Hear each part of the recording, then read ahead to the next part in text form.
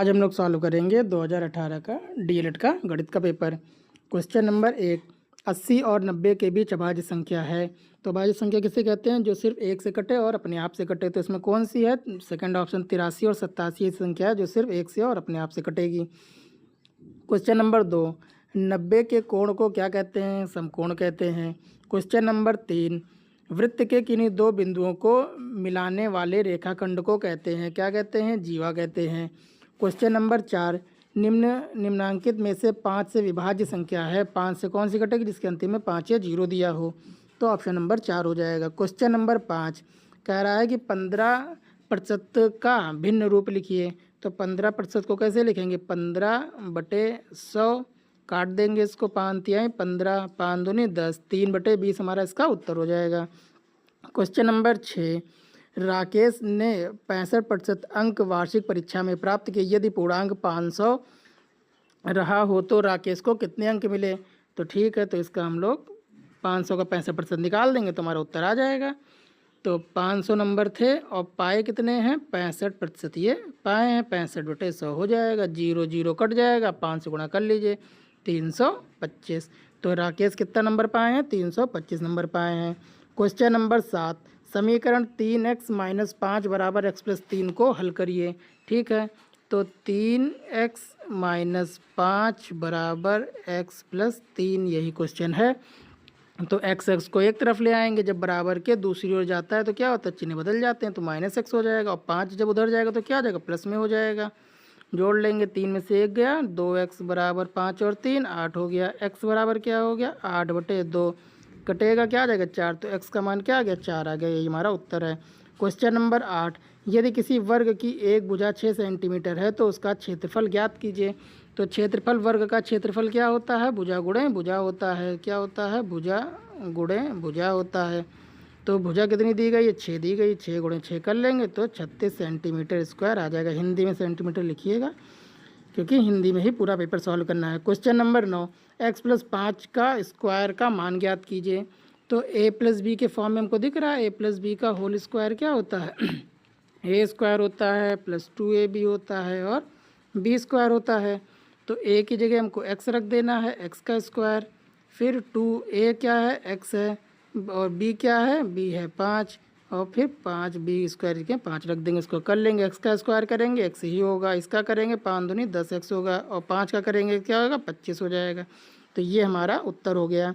Question number 10, पटरी और प्रकार की सहायता से 60 अंश का कोण बनाइए। ठीक है, तो हम लोग क्या करेंगे? पहले एक सीधी रेखा खींचेंगे, एक सीधी लाइन खींच लीजिएगा।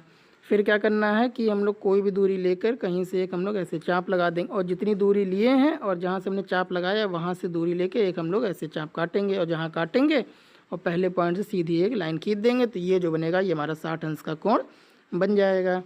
फिर क्वेश्चन नंबर 11 कह रहा है कि संख्याओं के मासा निकालिए। तो 13 का क्या होगा? 13 का तो वही 13 ही आ जाएगा, 1 गुणे 13। फिर 39 का क्या हो जाएगा? तो 3 गुणे 13 हो जाएगा। और क्या है? फिर 273 है, तो 273 3 से पहले कटेगा, 3 9 27 और 3 1 9 3 9 27, 13 से फिर 7 से कटेगा और 13 से कटेगा। तो सभी में सिर्फ क्या कॉमन है? 13 ही हमको है जो तीनों में मिल रहा है, तो इसका मासा क्या हो जाएगा? 13 इसका मासा हो जाएगा।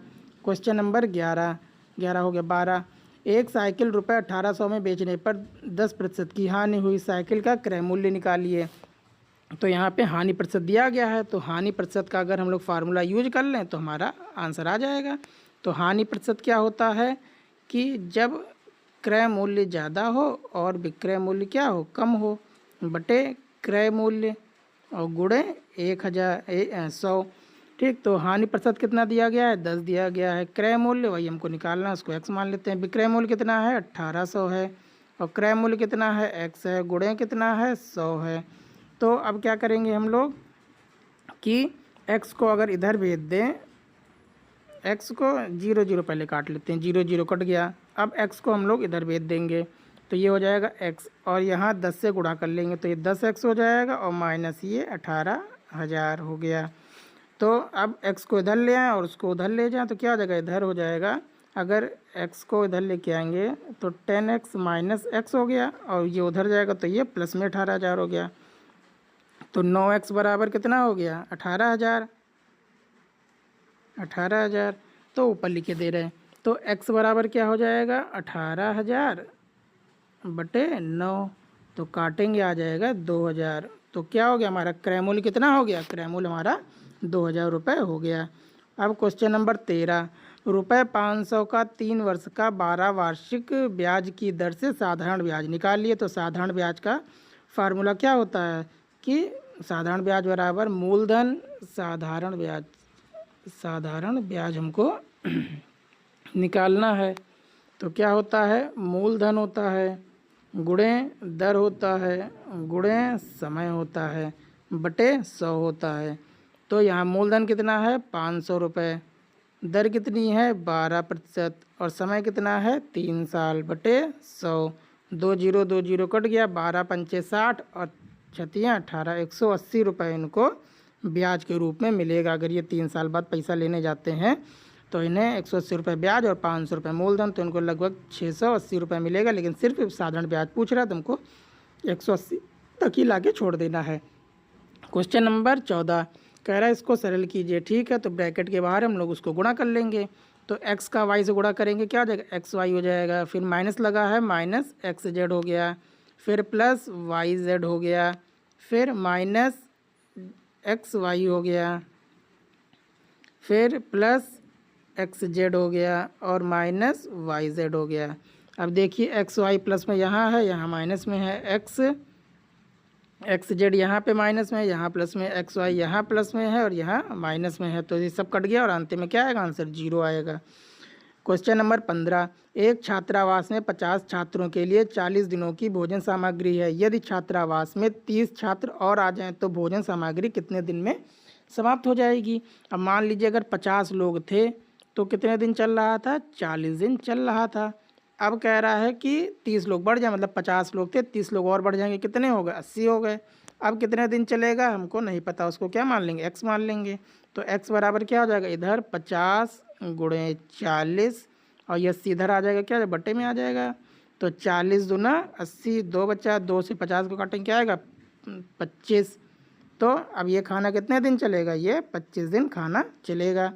क्वेश्चन नंबर 16, एक आयताकार गत्ते का क्षेत्रफल 117 वर्ग सेंटीमीटर है। इसकी लंबाई 13 सेंटीमीटर है। तो गत्ते की चौड़ाई बताइए। तो आयत का क्षेत्रफल क्या होता है? आयत का जो क्षेत्रफल होता है ये लंबाई गुणे चौड़ाई होता है। तो क्षेत्रफल दिया गया है, क्षेत्रफल दे दिया इन्होंने 117 और लंबाई दे दी है 13 और कह रहे हैं कि हमको चौड़ाई निकालनी है। तो चौड़ाई क्या हो जाएगी? 117 बटे 13। काट देंगे इसको, क्या आ जाएगा? 9 आ जाएगा। तो इसकी 9 सेंटीमीटर क्या हो जाएगी? इसकी चौड़ाई हो जाएगी। क्वेश्चन नंबर 17, एक रेलगाड़ी जिसकी लंबाई 270 मीटर है एक खंभे को 9 सेकंड में पार कर लेती है।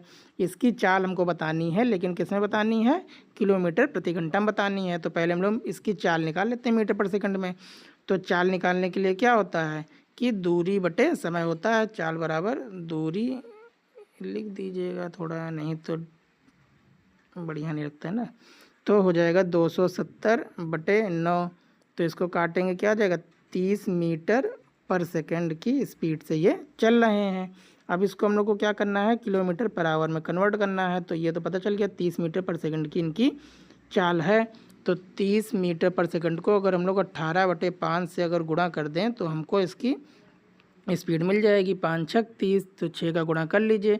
8 छंग 48 हासिल, 4 छकम 6 4 10। तो ये 108 किलोमीटर पर आवर की स्पीड से ये इनकी रेलगाड़ी चल रही है। क्वेश्चन नंबर 18, एक उद्यान में विभिन्न प्रजाति के फूलों के पौधे लगाए गए हैं। नीचे दी गई सारणी में इन पौधों की संख्या दी गई है। इन आंकड़ों को पिक्टोग्राफ द्वारा प्रदर्शित कीजिए। तो पिक्टोग्राफ में क्या कहते हैं कि हम लोग चित्र बना के इसको दिखाना रहता है। तो ये कैसे हम लोग बना लेंगे? यहाँ पे ऊपर लिख देंगे फूल, ठीक है, ये फूलों वाला हो गया। और यहाँ पे इनकी संख्या कर देंगे, अंदर ही लिख लीजिएगा इसको, चाहे से एक ब्रैकेट बढ़ा लीजिए। तो ये इसी के अंदर में ही है।